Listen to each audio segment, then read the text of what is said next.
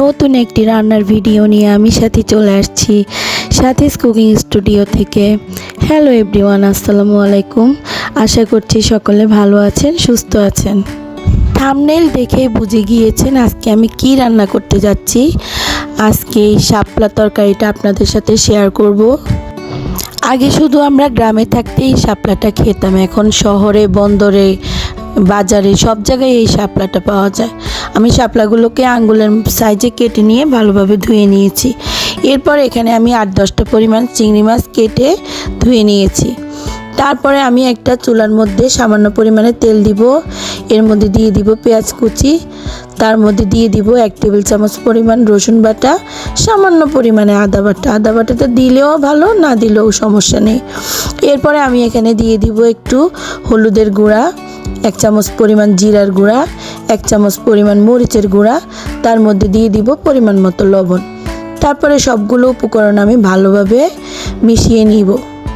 তেলের মধ্যে ভালোভাবে মশলাগুলোকে ভাজা হলে তার মধ্যে আমি দিয়ে দিব সামান্য পরিমাণে একটু পানি দিয়ে আমি নেড়েচেড়ে ভালোভাবে মশলাটা কষিয়ে নিব।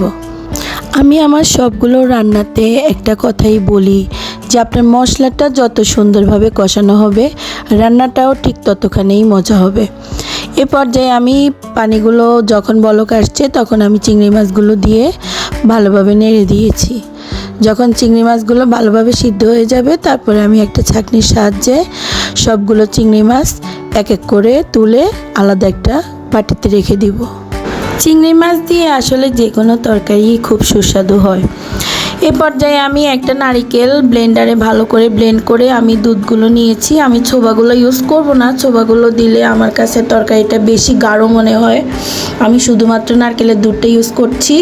আপনারা চাইলে বাজারে কিনতে পাওয়া যায় কৌটার নারকেলের দুধ, সেটাও ব্যবহার করতে পারেন। যখন নারকেলের দুধটা ভালোভাবে কষে বলক আসবে এরপরে আমি এখানে শাপলাগুলো দিয়ে দিব। শাপলাগুলো থেকে অটোমেটিক পানি বের হয়ে আসবে, যদিও এখানে বেশি দেখা যায় কিন্তু পরে এটা চুপসে যাবে। ভালো করে শাপলাগুলোকে নেড়ে চেড়ে কষিয়ে নেব। শাপলা তরকারি কম বেশি অনেকেই পছন্দ করেন, এটাকে ভাজি করলে অনেক মজা লাগে। এই যে দেখেন শাপলাগুলো থেকে অটোমেটিক কতগুলো পানি বের হয়ে আসছে, আমি সেই পানির মধ্যেই শাপলাগুলোকে সিদ্ধ করে নেব।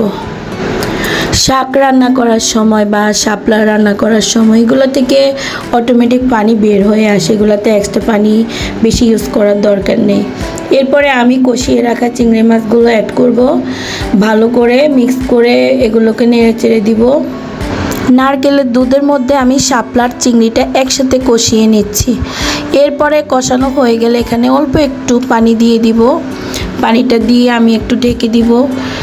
ঢাকার এক পর্যায়ে আমি 4-5টা কাঁচামরিচ দিয়ে দিব যেন একটু ফ্লেভারটা ভালো আসে।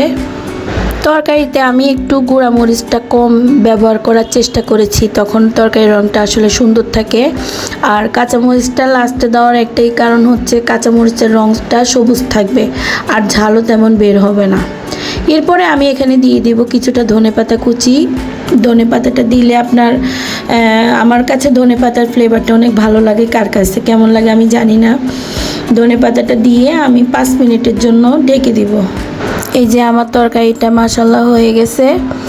আমার রান্না যদি আপনাদের ভালো লেগে থাকে আর নতুন নতুন রান্না পেতে হলে আমার চ্যানেলটি সাবস্ক্রাইব করে বেল আইকনটি প্রেস করে দিবেন।